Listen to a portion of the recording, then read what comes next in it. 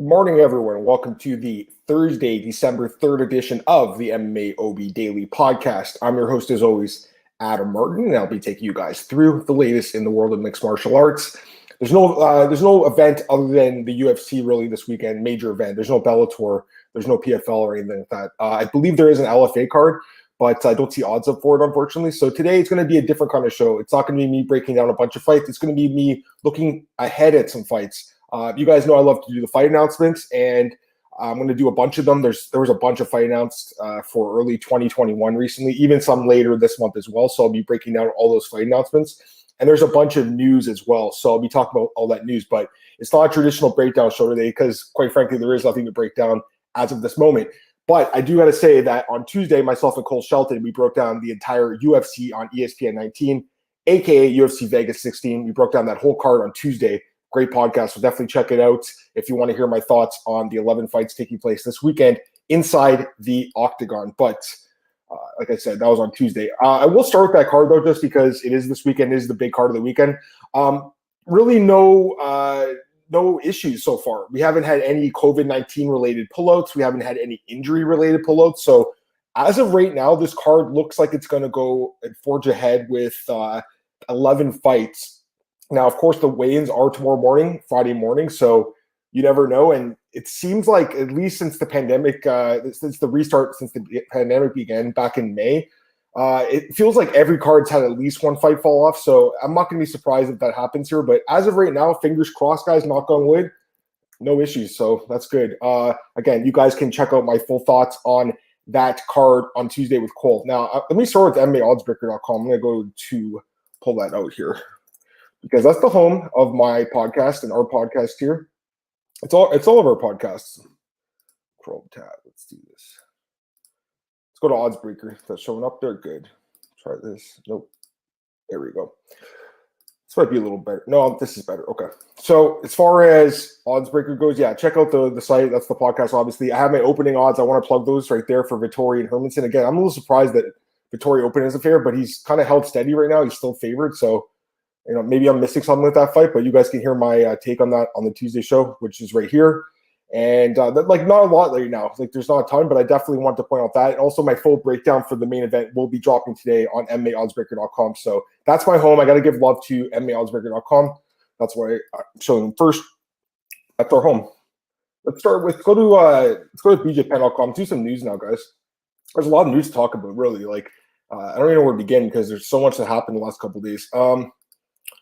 We'll start with this. TJ Dillashaw admits he would have been able to justify EPO use if he never been caught. I mean, this guy, unbelievable, right? I don't think any of us really thought he was a guy that was juicing or taking PEDs, and then obviously he was, and he admitted it. I like TJ. I met him years ago. He fought at UFC 152. I want to say it was against YL Watson. Is that the fight? Let me double check. It was the Jones and Vitor Belfort card.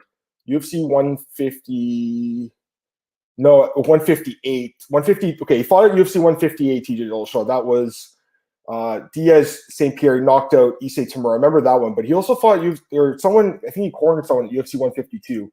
Who was it? I'm just looking at that card right now. Honestly, I can't remember. But I remember meeting him in downtown Toronto that day, walking down the street, and I started talking to him, and he was with Justin Buchholz, I believe. I'm just trying to remember who was on the card that they were cornering. But either way, I remember meeting him, and it's Benavidez. I don't even know why I'm forgetting that because obviously they don't train together anymore. But Joseph Benavidez, they were cornering him, and he lost a split decision to Demetrius Johnson, who I remember had as an underdog in that fight. He was actually the underdog in the first fight. I remember meeting TJ, though, on the street, and I talked to him, and I was like, hey, how's it going, man? And he was super cool. This was 8 years ago. I think he's a good guy, but, clearly – based on his comments here, he's a guy that clearly was cheating the system, but he's not the only guy who's cheated. There's a lot of other guys that were cheating too. So, you can't just point the finger at TJ, but obviously he's a guy that got caught. When you get caught, you get the finger pointed at you. So that's unfortunate. Let's look at some other stuff here. Mike Tyson opened as a betting favorite in a potential trilogy fight with Evander Holyfield. I saw the line this morning. I think it was minus 325 or minus 350. Holyfield was plus 275, I think. Listen, there was actually some odds that came out for this as far as who Tyson would fight next. Now, I did an article for odds.com. I don't think it's up yet. It should come up like today or tomorrow. And there was a bunch of options, like some very unrealistic, like Conor McGregor and Anthony Joshua, guys like that, Logan Paul. But there were some realistic options like Lennox Lewis, for instance. Like that's a possible fight. But the one fight that really stands out to me, guys, if Mike Tyson's going to fight again, is this Holyfield fight. I just think it makes a lot of sense for both guys. Now, I know Evander's older at 58, and based on the comments I read, people are concerned about his health and well-being. Like, apparently he has trouble speaking now, which is super concerning. So if that's the truth, then I don't know if the commission would even sanction that fight, even if it is an exhibition. But, you know, the odds on Holyfield being Tyson's next opponent is only minus 150. Like, I don't really see anyone else who would fight. I think it would only be Tyson and Holyfield. Like, I just don't really see another realistic fight unless they run back this Jones fight. I don't think they will, though. I think they'll find a new opponent for Tyson. And this is happening, guys. Like, it's going to happen. Mike Tyson will fight again because you look at this.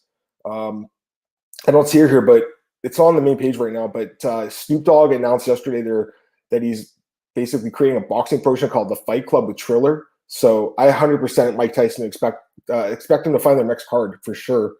You'll probably see Jake Paul fighting that card too. Like, they're pouring a lot of money in this. They're making a lot of money. I mean, that's the next thing I want to go to. I want to skip some other news. I'll come back to it. But I really want to get to the story that I wrote on, was it like Friday night, I think? Or sorry, not Friday night, Tuesday night. Pay-per-view numbers. Check out these numbers, guys. I mean, they were huge. It's right here. Mike Tyson Jones Jr. did 1.2 million buys. That's according to Dan Raphael, who is like a top boxing insider, I guess. He used to write for ESPN. That's huge. That is huge. And that could actually be low based on some other reports we saw from like Damian Martin, who had some other sources saying that could actually be low. This card did amazing. I mean, these guys did great. Both the fighters did really good, and the promoter too. Not only did these guys do good, Tyson Jones and obviously Jake Paul, I'm sure Nate Robinson made a lot of money. We even saw Rashad Coulter, whose fight fell off. He tweeted out yesterday that he received double his show money, and he didn't even fight because his opponent got sick with COVID-19. So that's good, and that shows that this promotion made a lot of money for this card especially. So, you know, I don't think it's a one-off, guys. I can't say that that's what's going to happen here. I think they're going to do at least another card and probably more cards than that. There's definitely like an appetite for this. People want to watch fights with big names. There's no bigger name in combat sports than Mike Tyson. Roy Jones, obviously a huge name too. So to me, there was a lot that helped this card, those big names. Also, people were staying home during the pandemic. And as Dan pointed out in his reports, the $50 price point is really nice, I think, for fans too. Like, UFC is a little too pricey, I believe. I think it's like 70 or 80 bucks now, right? So to me, that's too pricey. $50 is like a really good, solid price that people can afford to justify and take a shot on something. When it's 80, I think the average person is going to be like, I don't know if I want to spend that much. But for $50, I think for most people, that's a huge difference for like the normal average working person. The difference between 50 and 80 bucks is a big difference. So it's like almost double, right? So to me, you know, you could look at the UFC and you look at some of their numbers and they're not good. I mean, there's been some cards that were great, like obviously the Usman card, but some cards, I think they could have did a lot more numbers had they dropped the price on them. I don't know if the UFC will do that, but I'm just saying it's an option because, yes, right now they, you know, whatever it is, let's say the baseline is like, you know, for most pay-per-views these days is what, like 300,000? It's not that much, but if they dropped it to $50, maybe you sell 500,000. And obviously you wouldn't have, okay, you'd have so many people watching it at the $80 price point. You'd have more people watching at the $50 price point, but maybe you'll make the same amount of money, but more people would watch it. So it's actually a good thing. In a way, there's an extra benefit to that because more people are watching it. So more people are talking about it, more people are getting involved, which leads to extra sales of merchandise and just being a fan of the sport. So to me, there's a lot of benefits to dropping the price point of pay-per-views to $50.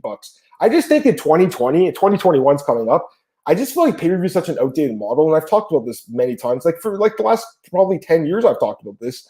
I just feel like it's an outdated model. I know that they've gone to obviously ESPN Plus now, and I thought that when they did that, even when they went to Fight Pass 5 years ago or whatever it was, I thought that was like a sign that, hey, we're going to go to a streaming type of model like WWE does. But instead, they just continue to demand fans pay these crazy prices, I think, because if you look at it, and yeah, you know what, and I said this the other day, I think that the majority of the UFC pay-per-views end up being worth the money. I will say that. And I've bought many pay-per-views over the years. And most of them have been worth the money. There's been a handful that haven't been. But in general, I just feel like it's an outdated model. Like, they're already making so much money from the ESPN deal, dude. is this really necessary? I just think it'd be better if the sport just went to a pure streaming type model. Like you pay, $10 or $20 a month, you get to watch all the cards.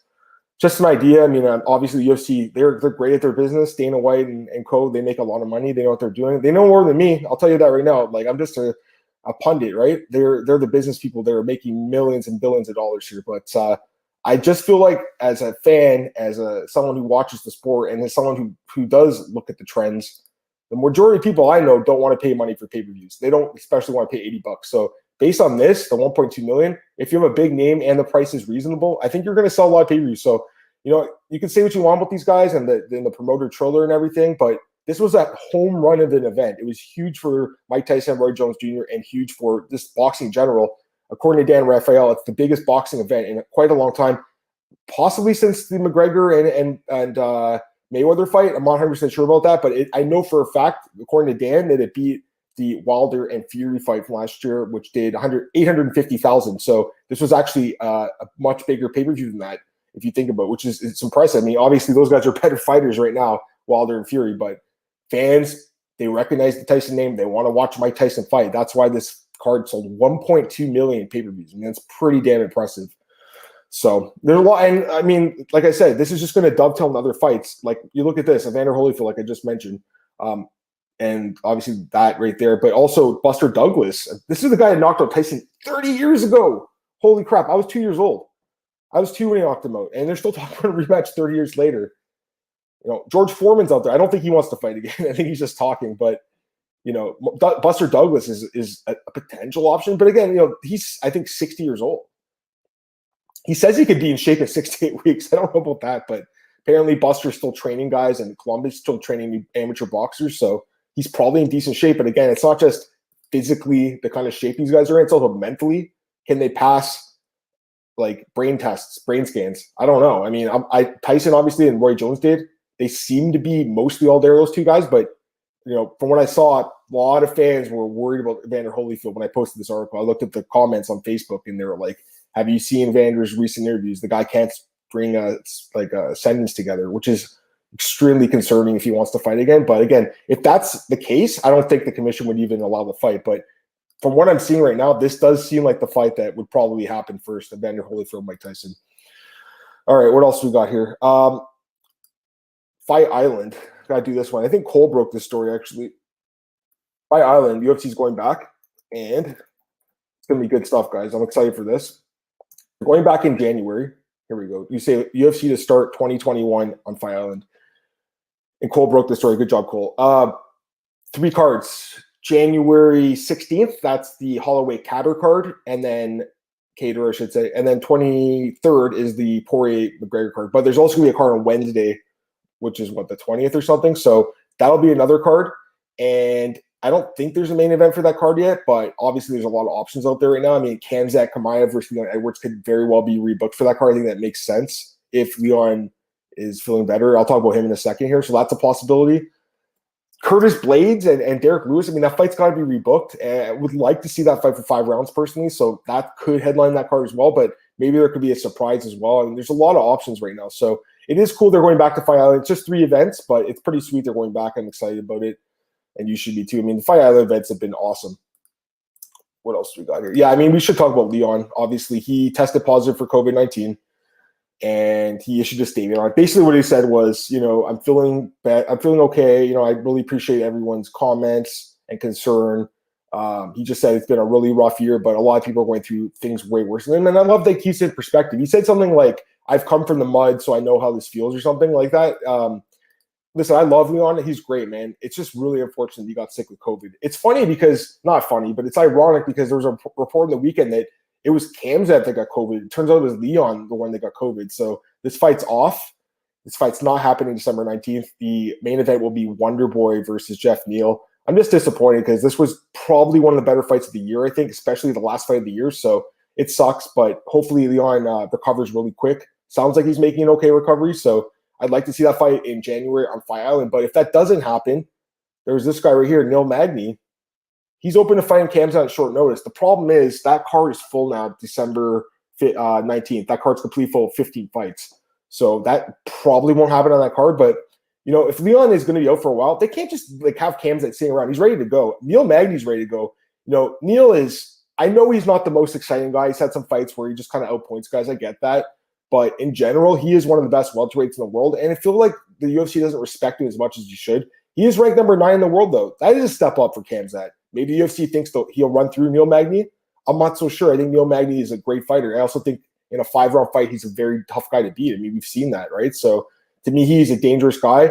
If they did fight, I think Chimaev would be favored. You see him favored over Leon Edwards. There's no reason he wouldn't be over Neil Magny. But Neil Magny's a guy who's pulled off many upsets in his career based on volume striking, based on great cardio, based on an underrated wrestling game, based on an underrated game if he does get taken down the bottom, like the Johnny Hendricks fight. He's just a well-rounded guy. He really is. And he looked outstanding against Robbie Lawler. I know Robbie Lawler's obviously an aging fighter. He's on the decline right now, but he looked good in that fight. And to me, Neil's a guy that should get a little bit more respect. He wants to fight. He wants to get back in there. And I think Khamzat's a guy that makes sense if the Leon Edwards fight doesn't happen. I actually suggested this fight after Khamzat beats Gerald Meerschaert. I'm like, all right, if he's going to welterweight, Neil Magny's the guy. I've been pushing this fight myself, but hasn't happened. And Neil's just kind of sitting in the silence waiting for a fight. Don't know why it's taking so long for him to get booked. Some other news here. Khabib's just not interested in Conor and Dustin. I think that shouldn't be a surprise to anyone. Khabib's a very honorable guy. It's not just about money for him, and he already has enough money. So for him, it's like he needs someone that really deserves to be fighting for the belt to step across from him in the cage. He doesn't believe these guys deserve it right now. Conor obviously he's coming off the win over Cowboy, and then Dustin's coming off the win over Hooker. I think the winner of this fight could still get that title shot just because of the name value, especially if it's Conor. Although I'm not writing Dustin Poirier off. If you go to odds.com, I'll show you guys later, but I had a breakdown of the Conor and Poirier fight, like a look ahead. There are several advantages for Poirier in this fight. It's not the same fight as the first time where I had a big bet on Conor, and I think I parlayed her with Kat Zingano when she fought Amanda Nunes, and she was getting her ass kicked and came back and won in the 3rd round. So that was 6 years ago. Or 7 years ago, actually. It'll be 2021 to 2014. So long time ago, but Khabib's just a man of honor. He wants a guy who's deserving. He thought Justin was deserving. I still think Tony Ferguson, if he beats Charles Oliveira, is right there. I mean, listen, I know he had that beatdown loss to Gaethje. It was a bad loss, but we have to keep it in perspective. He was coming off a layoff. He had back-to-back weight cuts because the other fight got canceled with Khabib. So to me, there are some reasons why he didn't look as good in that fight. But if he goes out there and smashes Oliveira, I think Khabib might be like, you know what, I want to fight Tony Ferguson. I still think that's a fight the fans want to see, but definitely Conor, Poirier, especially if Conor wins, the UFC's going to try pushing that fight on this. Although I still think the Ferguson fight's more exciting. Go to this one. Nick Diaz, his manager says 99% chance of him fighting in 2021. I believe James interviewed his manager. So that's pretty cool. It was a good interview, James. Now, this fight would be pretty good. I mean, not fight, I should say. His return would be big. It'd be pretty good. I love Nick Diaz. Who doesn't like Nick Diaz, right? He's the man. So to me, it's I'd love to see him fight again, but he hasn't fought since 2015, and before that it was 2012. I love the guy. I just don't know what we can expect from him realistically. I don't think it's going to be the same guy that it once was in Nick Diaz. He's still a great fighter, love the guy, but I don't know if it's going to translate well to the octagon. He might just be better off being like a mentor to guys at his camp, like that. The guy that was on Contender Series a few weeks ago that's going to go on Tough, guys like that look up to him and stuff like that. So that's a possibility here. What else we got? Cody Garbrandt, man, he's just talking smack about Moreno. He thinks he's going to be led to the slaughterhouse. Yeah, I don't know about that. I mean, listen, Figueiredo is the clear favorite in that fight. He should win that fight. I'll break it down actually next week with Cole next Tuesday. Well, the fight's coming up quick, but I don't know if it's going to be as big of a blowout as Cody's saying, although it seems like most people are kind of in that boat right now. The line is minus 290 for Fig, plus 245 for Moreno, a.k.a. Mexican McLovin. That was a great story, too, this week. He wants to change his nickname to Mexican McLovin. I love it. This is another one we're talking about. Nico Price suspended, fined by Nevada State Athletic Commission for marijuana use. Cowboy draw return. This is the dumbest thing I've ever heard. So stupid. Yeah, Nico Price, another guy's been suspended and fined for weed. So stupid. I think they fined him like $8,500 too. That's an expensive joint or whatever he was using. This is dumb. I mean, you guys know my thoughts on this. I've been strong opponent of marijuana suspensions and fines. The fines especially. I mean, the suspensions are bad. Guys can't work. They can't make a living. But the fines are even worse. There's no reason they should have taken money out of Nico Price's purse. He's got like 5 kids. Like, he needs that money. That's a joke. So I'm pissed off myself. I think a lot of people are angry about this. And the Cowboy fight, draw, overturn, no contest. It's the same as the Bigfoot Mark Hunt fight. Same thing happened. Bigfoot tested positive. Well, it wasn't for marijuana. He tested positive for PEDs. That's different. But it was a draw, overturned, no contest. So there's precedent for that. By the way, I was thinking about that fight today. My God, that fight was amazing. Bigfoot versus Mark Hunt. If you've never seen that fight, that is one of the best fights of all time. It really is. I think 2013 in Australia or New Zealand. Can't remember. But it was an amazing fight. Now, this one, Rose Namajunas, the Lord's Prayer got me through Conor McGregor bus attack. Geez, as soon as I saw the headline for this one, I was like, oh, man, read the comments just to see what people were saying. And, 99% of the fans are just so disgusting, and they're just going after Rose saying she's a wimp and she's not a real fighter. I mean, this is a former UFC champion. She's fighting literally the best people in the world, and she beats most of them. This whole bus attack thing, listen, maybe Michael Chiesa and the other people on the bus got over it faster than Rose, but it's not fair for people to, accuse her of being like a wimp and stuff because of her saying that she's been traumatized by the incident. I mean, it sounds traumatizing. Like, yeah, we know it's Conor now, but it was like a coked up Conor McGregor throw that dolly through the bus window. Like, that whole incident was crazy. It's actually nuts how, 2 years later, Conor's like loved by everyone and Rose is the one being hated. She didn't even do anything. She was sitting on the bus and some coked up crazy guy in Conor that day threw a dolly through her window. So to me, it's like, I love Conor. He's a great fighter, man, but he was 100% in the wrong that day. And Rose did nothing wrong. And for me, it's like, it's pretty disappointing to see the way some MMA fans are treating her right now based on these comments. She's just sharing her opinion on the story. Listen, maybe some other people get over incidents like that sooner, but for her, it was a traumatizing incident, and it must have been something that really shocked and surprised her. So, yeah, I mean, listen, it took her a while to get back in the octagon the first time after that incident, and she finally got back in there. She beat Andrade, and then, she lost to her first, and then she beat her. But, hopefully she's able to get past this and move on with her career because, the one thing I'll say about this is it seems like she's kind of still focused on this, and she really needs to move on. But at the same time, I don't think it's fair for people to say, like, because she got so traumatized by this incident, that it means she's not like a real fighter. This is a former UFC champion, like literally one of the best fighters in the world, one of the best women's fighters of all time. And people are saying she's a wimp. It really doesn't make sense. Like, people are such dicks. All right. Demetrius Johnson responded to Israel Adesanya's GOAT comment. Yeah, I think that Izzy said that Demetrius is the GOAT. I don't agree with it, man. I never thought he was. Like, listen, he is a great fighter too, and he was especially amazing. Like, I'm going to look at his record right now, Demetrius Johnson. It's really good. Don't get me wrong. It's great. What is it? 33-1. Great record, and he has some amazing wins, and he didn't have that many losses, 3 losses in his career. I get that, but I just think, and he did fight the best guys. He beat all the best guys at 125. Don't get me wrong. He had all this title defense. He was amazing, and he wasn't as appreciated as he should be, and he still isn't as appreciated as he should be. And also, he hasn't fought in over a year now. That's crazy. That actually is nuts to me. Like, one can they not get this guy a fight? I guess COVID restrictions are kind of denying that for happening, but I'd like to see him fight again. But honestly, guys, like, Demetrius is great, but I never had him in my GOAT talk. Like, I would say, he's definitely at border. Like, I'd say probably top 10. I think most people would say that, like, bottom end of the top 10. I never had him as the number one guy. I never had him in the top 3 or top 5. Never, for me. For me, it's guys like Jones, GSP, Anderson Silva, guys like that. And I understand they had obviously some PED issues, some of those guys, but those guys to me were the best fighters I've seen, pound for pound. And the GOAT talks, Fedor's up there too, I think. Although his career obviously is simultaneous with Anderson. But Demetrius Johnson, he's definitely top 10 for sure. I think now that I think about it, he's definitely the bottom end of the top 10, though. I would never put him in the top 5 just because I think that beating guys, like if you look at GSP and Jones's, like the guys they fought, and I understand the weight class is different, just such better, more dangerous and violent fighters than the guys Demetrius fought. He's a great fighter, though. I'm glad that Izzy gave him some shine, but to me, it's just I don't really see his resume holding the same weight as these other guys.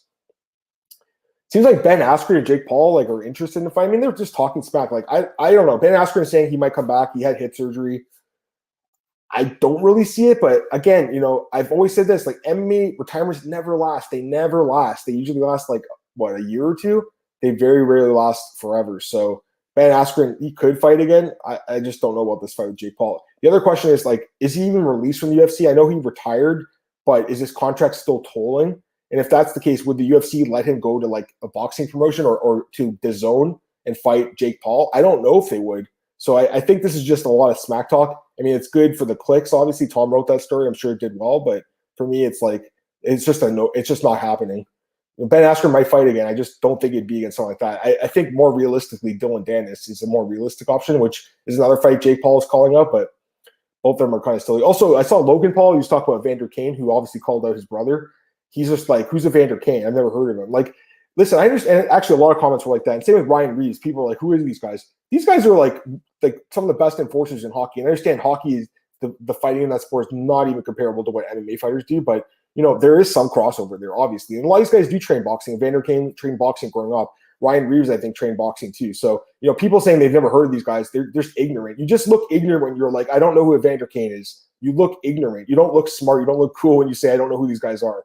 It takes 1 second to Google and be like, oh, he's one of the best power forwards in the NHL. That makes sense. Oh, Ryan Reeves, one of the best enforcers. People saying that they don't know who these guys are, that just shows your ignorance. It's not like the other way around. Anyways, Charles Oliveira, man, he says he's going to finish Tony Ferguson, guys. I mean, this fight's coming up next week. This fight's so sick. I love this matchup. Great fight. I'm not sure. I mean, the odds are pretty tight right now. Let me take a look at them. It was really tight the last time I looked. Minus one. Where is it here? Minus 170. Okay, it went up a bit. Minus 170 for Ferguson. Deep Bronx plus 150. Yeah. I think it opened at minus 130 plus 110. So the odds obviously are coming. The money's coming on Tony, and that makes sense. I think Tony should be favored in this fight. Don't get me wrong. Charles can win. He's great, and he's looked amazing in his stand-up lately. And I mean, geez, after Ferguson's last fight, maybe his chin's gone. We have no idea really, but I still think on paper he should be favored just because I think Tony's more well-rounded and dangerous. And Charles Oliveira, as good as he's looked lately, the competition has not been there. Let's be honest, guys. Nick Lance, Jared Gordon, these guys are decent fighters that are hanging in the UFC, but they're not even close to the level of caliber of competition that Tony Ferguson is. It's a big step up for Charles Oliveira. I'm not sure if he passed the test, but I mean, if he does, he'd be right there for a title shot. I'm going to pass on that one. This one, Zombie wants to beat. It's still a great fight. He says it's going to be an amazing fight for the fans. I agree with him. I mean, it'd be a great fight, but if you're Zabit, it's okay, I'll say this about Zabit. I love the guy. He should have been probably next to the title shot, but at this point, he hasn't fought in over a year since he beat Cater. Now Cater's the one fighting Holloway, and Zabit keeps basically waiting for this fight with Yair to be rebooked, and now Dana White's saying there's an issue. So it looks like Zabit's going to have to fight someone else. If that's the case, then this fight makes sense. Even though Zombie's ranked 5 and Zabit's 3, it's still a great fight. The guys ranked above Zabit right now are booked. You're going to have Volkanovski fighting Ortega, and then Holloway is fighting Cater, who's actually ranked below Zabit. If Cater goes in there and beats Holloway, he basically steals Zabit's spot in the rankings, and Zabit beat him a year ago. So it just shows that it's head-to-head wins are so important, but staying active is so important in the sport. And in this case, Zabit, it's not really his fault that Yair pulled out twice for this fight. They were supposed to fight in August and in October. Yair's the one who pulled out. But when that happened, his manager, Ali Abdelaziz, should have been like, all right, let's find someone else to do the fight, because he shouldn't stay busy at this point.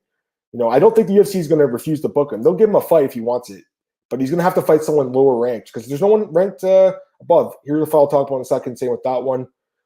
Let's see. That's another fight. I think I might just go to the fight analysis right now. I believe I got all the news. Actually, this is what I want to talk about quickly. Man, this was a great article over at AG Fight. They did a really good interview with Francisco Figueiredo.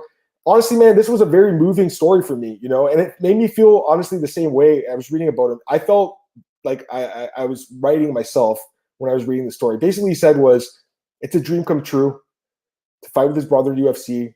He's been training and fighting as a pro for 11 years. He said there was many times where he thought that he should give up, but he never gave up and he kept pushing. And now he's in the UFC, and now his brother's champion. He's going to join his brother in the UFC. And he said, his family and his grandfather were so important to him, and they always pushed him to keep going, even when he thought that he couldn't do it anymore. And honestly, I felt kind of similar. And I'm not a fighter, but just my journey in MMA, because there's been times where it looked like it wasn't going to go well, and now it's going really well. But I've been in here for 10 years too. So actually, I felt a little bit of a similarity when I was reading the story. It was a really good interview from AG Fight with Francisco. I can't wait to see him fight. And by the way, he actually is a bantamweight, but he's dropping the flyweight to fight in the UFC. So they'll be fighting in the same division. That's pretty cool, man. Basically like the Shevchenko sisters, but these guys are, I think, a little bit more violent and dangerous. Shevchenko sisters are great, don't get me wrong, but Davison and Francisco Figueiredo, that's going to be interesting. Maybe they'll do a tag team match in the future. Who knows? I want to plug this interview because John Coe, he's great, and I had him on the podcast a few months ago. He's awesome.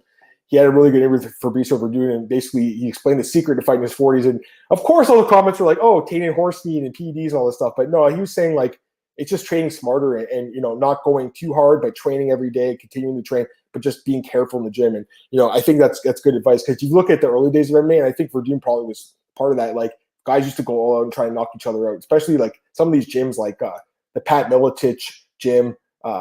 Way back in the day, like those guys killed each other in the gym, like Robbie Lawler, Matt Hughes, all those guys. So, I think for doing, and just the sport in general now, like, 2020, they realize, hey, you don't need to knock each other out in sparring before a fight. It's not the best idea. So it's training smart. It's training hard too. That's going to be it, I think. For the news. Yeah, that's pretty much it. Let's go to Marcel's page. Let's do some fight announcements, guys. Some good ones here. A lot of fights to talk about. All right, let's start with this one. Lerone Murphy versus Douglas Silva de Andrade. This is a good fight. Okay, this is on the Wednesday card, January 20th. That's Wednesday on Fight Island. Man, great fight. Love this fight. Lerone Murphy's a guy I'm really high on. In his last fight, he knocked out Ricardo Ramos. I had him as a dog in that fight. Man, he looked good in that fight. Douglas Silva de Andrade is a fun fighter too. He also has this awesome haircut. Love his haircut. He is, I don't know what his last fight was. Let me double check. But I mean, this guy has been in there with some really good fighters and beat them. He's an underrated guy, Douglas Silva de Andrade. He's coming off a win over Renan Barão. Actually, okay, I remember that fight. I bet on him there. Yeah, that was over a year ago, though. So he's coming off a little bit of a layoff, but this guy's good, man. He's got a win over Marlon Vera as well, 4-3 in the UFC. Solid fighter. Lerone Murphy, he's a little bit younger, I believe, 891 to 85. Don't have the physical stats here right now, but my lean would obviously be a little bit towards Murphy in this fight. I just think de Andrade is an underrated guy in general, though. So, tread carefully on this one. But Lerone Murphy is going to be favored in this fight, no doubt about it, especially after knocking out Ramos. We'll see what the odds come out as. But it's cool that we actually have some fights being announced for that card. Again, no main event for that card yet, guys. But if I had to guess, it's going to be Chimaev Edwards or Lewis Blades, because those fights got canceled recently and they were both supposed to be main events. I really scratched my head when I saw this matchup. It's such a weird fight. I don't get it. I want to see what the comments say. Oh, people are like, okay, weird, interesting matchup. Yeah, that's actually, I agree completely with what this dude said. It's not a bad fight. I mean, Morono's an exciting guy. He's always pushing forward. He's coming off a decent win in his last fight over Reese McKee. He just kept pushing forward and stuff. But this is a huge step up, man. Like, he's fighting Anthony Pettis, a former champion in the UFC, number 12 in the world at welterweight. I know Anthony has struggled. He has. He's coming off a win over Donald Cerrone at UFC 249 by decision. But before that, he got destroyed by Carlos Diego Ferreira. Like, it was a beatdown. That was at 155. I think 170 is going to be his weight class going forward. He talked about that when he announced his fight with ESPN. Basically, he said, for me, I'm more mentally prepared. I'm ready to go. And the weight, not having to cut all the weights, helping me train and become a better mixed martial artist. So I think 170 is going to be a spot going forward.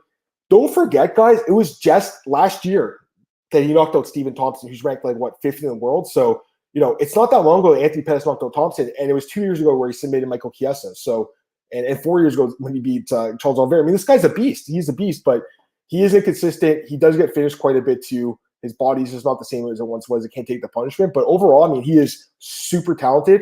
He is the more talented guy. There's no doubt about it. You compare Anthony Pettis to Morono. Anthony Pettis, hands down, more talented, skilled fighter. But, he's a little bit older than Morono, 3 years older, and he's taking way more damage. Morono has taken some damage too, but not to the extent Anthony Pettis has. I still think Anthony's going to be favored in this one, guys, but yeah, I don't know. I got a comment from my boy here, Matt Hayes. Why are you such a beauty? Why are you such a beauty, Matt? I went to school with Matt 2011, Matt? Matt's working at Sportsnet now. He's kicking ass, working with our boy JD Bunkus there, and really good to talk to Matt lately. He's been hitting me up about some fights and stuff like that, and we've been doing pretty well together, giving us some good winners lately. So not always, but for the most part, I think, Matt, you've been doing pretty well. So thanks for joining me today, man. I appreciate that, man. Much love, bro.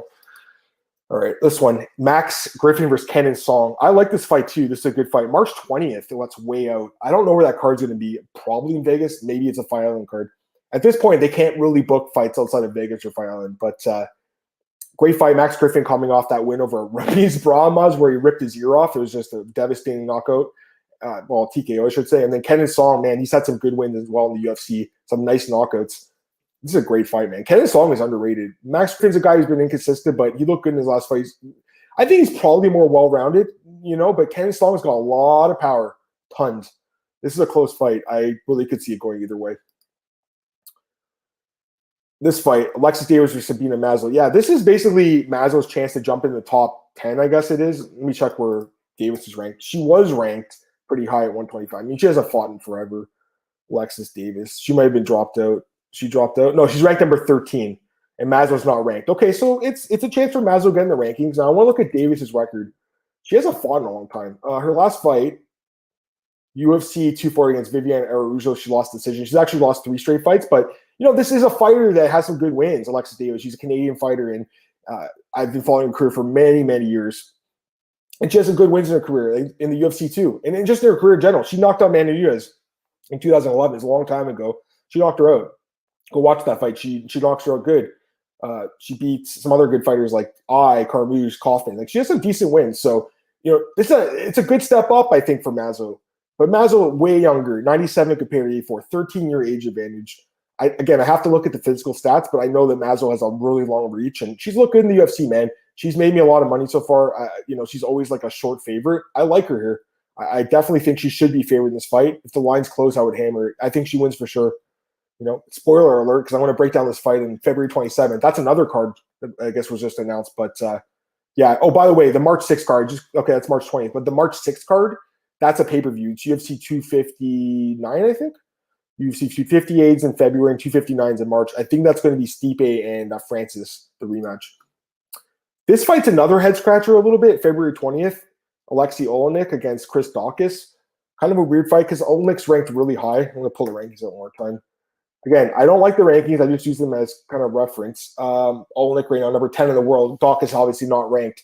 I'm surprised Alexey took this fight, honestly, because he's got so much to lose here and nothing to gain when you think about it. I mean, Daukaus, listen, he looked good in his debut against Parker Porter and also the Rodrigo Massimento fight. So he's got 2 wins, I think, now. The Porter fight, especially, though, is super impressive. And the thing is, for that fight, especially after seeing Porter last week, where he basically dominated his opponent in Josh Parisian, that win looks better. And the Nascimento win's not bad either. So I like this guy, man. I really do. And the last fight, he looked in way better shape against Nascimento. Like, he lost a lot of weight.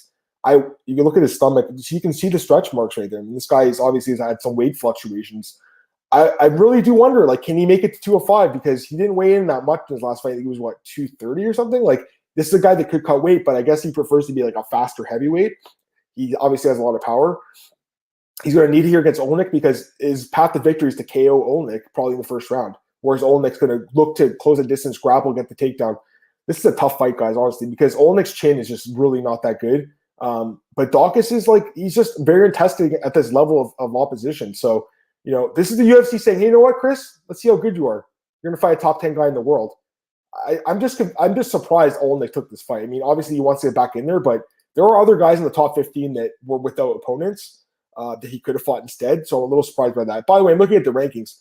How is Shamil Abdurakhimov ranked number 8 in the world? Are you kidding me? Who does these rankings? That guy never fights. How is he ranked number 8 in the world? What the hell? I don't get that. I'm not saying Oleynik's an amazing fighter, but you probably should rank above Abdurakhimov. I'm just looking at the top 15. It's really, after the top 6, 7, 8 guys, it's a huge drop off in heavyweight.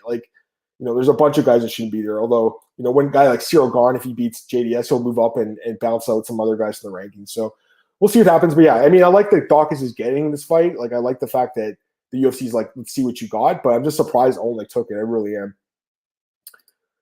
Next one. This is a really good fight too. Warlley Alves against Christian Aguilar. I love this fight. Both guys are just studs at times, but obviously they've both been finished a few times. Warlley Alves, man, I used to love this guy when he went Ultimate Fighter Brazil 3, I think it was. Yeah, middleweight. He was incredible. He had some nice wins in his first bunch of fights. Beats Leo Machida Jr., whatever they call him, and then he beats Alan Juban. Beats Nordine Taleb. Beats Colby Covington by stoppage. So he had that win. Then since then, he's struggled 3 and 4 in his last 7 fights, coming off a submission loss to Randy Brown. But it was just last year, I was in Brazil for that fight when he knocked out Moraes. I was right in that part of the cage, sitting by it, and man, it was a nasty knockout. I think it was an uppercut or something. It was a nasty KO.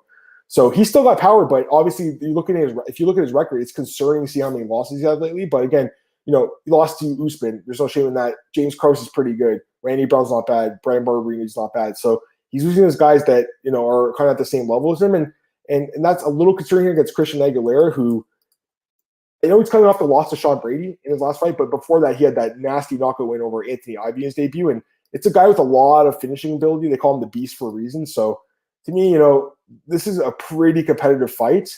I think it really could go either way, January 16th. So again, it's the Holloway Cater card.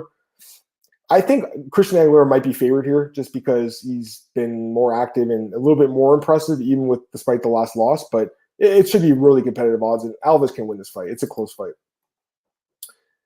I love this fight too. It's a rematch, by the way. Carlos Diego Ferreira against Beneil Dariush. These guys fought in 2014, and I think Dariush won the decision. So it's been a while since they fought. And man, I love both these guys. Like, this is a great fight. I'm a little surprised they booked the rematch, but I think it's justified. And I think the winner for sure, gets that big step up. You look at these guys' resumes, and it's really impressive. Dariush, he's such a good fighter, man. I love watching him fight. And Dariush right now 13-4-1 in the UFC, and he's been in money. He's been a winner, and he has some great wins. He's actually on a 5-fight win streak right now. He knocked out Scott Holtzman in his last fight with a spinning back fist.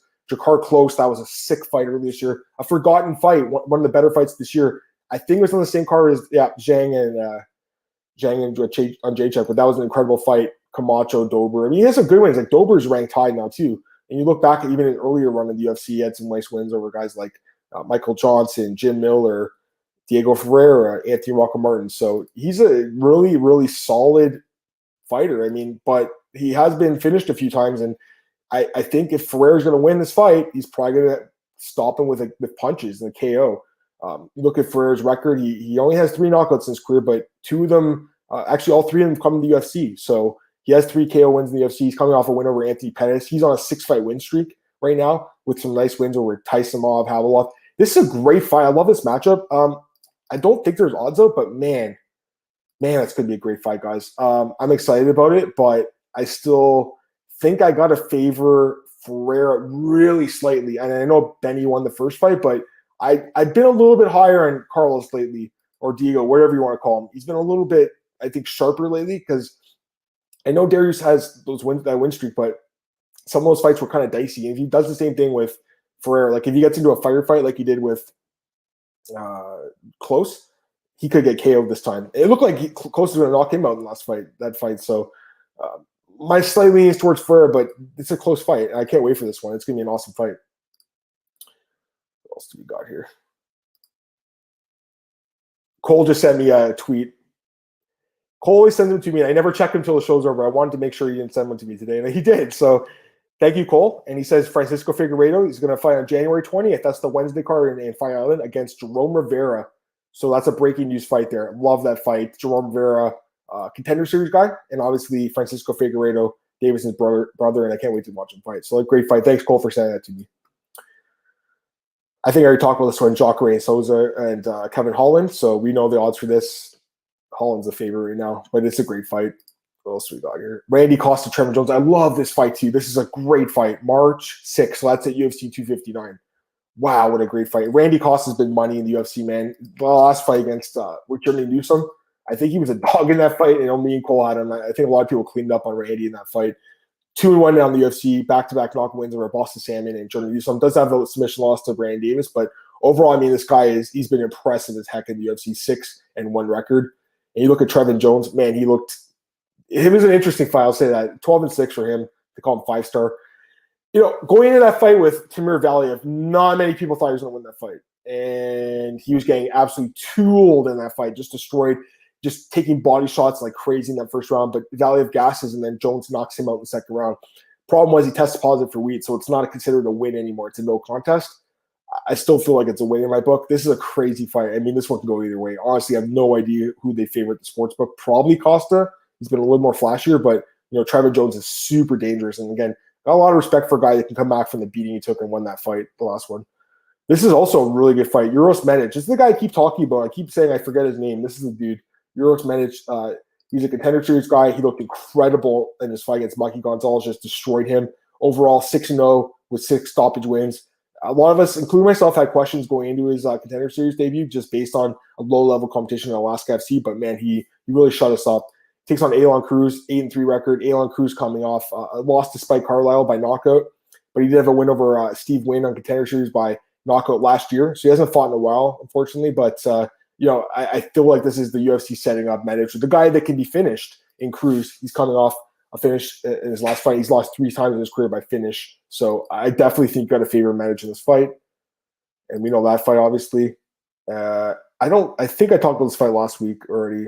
Can't remember, but this is a good fight too. Michael Johnson, Clay Guida. Michael Johnson, he's inconsistent. I think that's a really good way to put it. You look at his record. He's 34 years old now. He's coming off 3 losses, actually. He's actually lost 6 of his last 8 fights. And the fight with Thiago Moises, he's winning that fight and then gets heel hooked and loses. The Stevie Ray fight's a fight he should have won. He lost the decision. And the Josh Evans fight, he was winning that fight, got KO'd. So, I think 155 is the right move for him. 145 is not a good weight class for him, but I don't know, man. I mean, listen, Michael Johnson, the guy's been around forever too. He's been around for a long time, since 2010.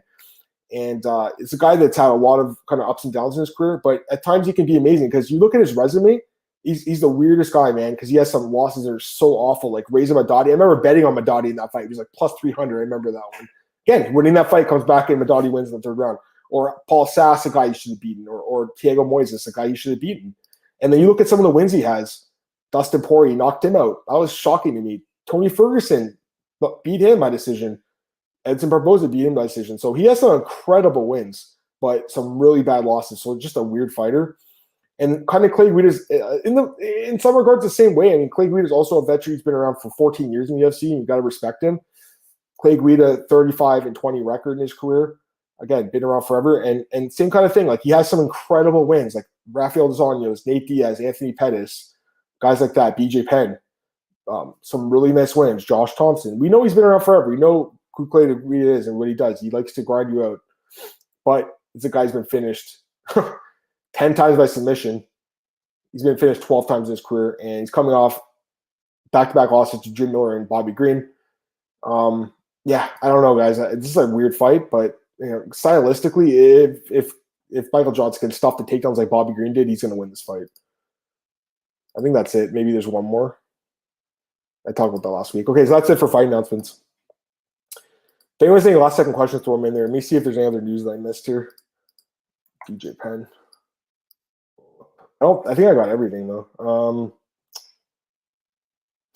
Didn't see this. Tom just posted this. RDA says he had Khabib snoring with a choke. That fight was a blowout for Khabib. That was in 2014. And it's weird because the next year RDA actually won the belt against Pettis because Khabib missed that whole year with a torn ACL. But that was 30-27, if I'm not mistaken. Now I want to just promote this quickly. Odds.com. If you go here, you go to the UFC page. There's my article right here. Actually, it's on the front page. There it is. But it's 3 reasons Conor McGregor will lose to Dustin Poirier at UFC 257. This is definitely a fight I'm still looking at. I'm not saying I'm going to pick Poirier straight up. I don't really know yet, to be honest with you. But I talked about a few things in here, like Poirier being the more proven guy at lightweight. He is. He's fought way more times at lightweight. Conor's only fought, twice at lightweight. So, Poirier's fought many more times there.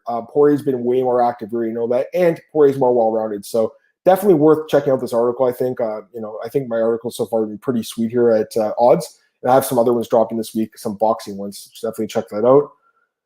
Anyways, I think that's going to be it for today's podcast, guys. I don't really have anything else to talk about. I talked for like 50 minutes by myself. So that's going to be it for today's show. I appreciate anyone who did tune in today for the podcast. I'll be back on Tuesday morning at 10 a.m. with Cole right here on the MMA Oddsbreaker YouTube channel to break down UFC 256 and also talk about all the latest news in the world of MMA. So definitely check it out next Tuesday. For now, I hope you guys have a great weekend. And again, if you missed Tuesday's podcast, we broke down the entire card this weekend. Definitely check it out. You can find this podcast at MMAOddsbreaker.com, our YouTube channel, Spotify, iTunes, Anchor, everywhere you can find podcasts, you'll find this one. And that's it for today's show, guys. So I appreciate you tuning in, and I'll be back on Tuesday. Have a good one, everyone.